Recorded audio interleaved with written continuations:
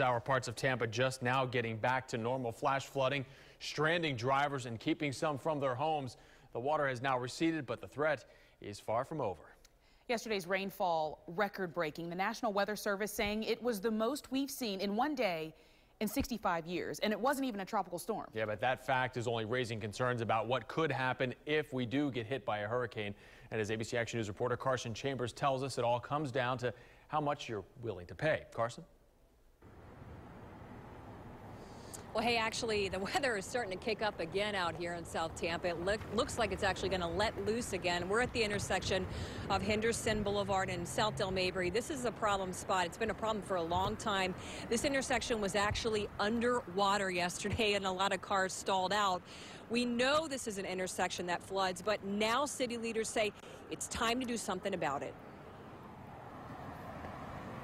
That was one of the worst. Record rain. I couldn't go home. The most in 6 decades dumped in one day. Neighbor, she sent me a text, a picture of my apartment complex just underwater, and I just went over to my fiance's in St. Pete. The flooding's so dire in some parts of Tampa, drivers stalled out, drains overloaded.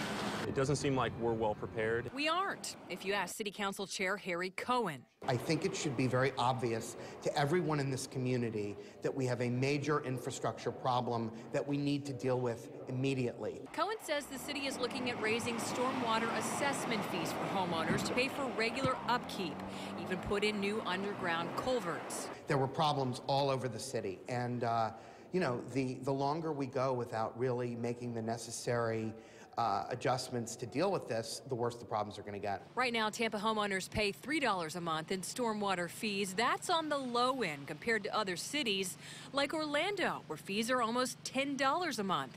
Clearwater pays even more at $13.77. You'll be able to voice your opinion at a series of public forums this summer. Need to be dependent, obviously, on the amount per month and what those fees would do for residents. The entire stormwater project is upwards of $250 million over 5 years, which would include major infrastructure upgrades. The question is, how much are homeowners willing to pay?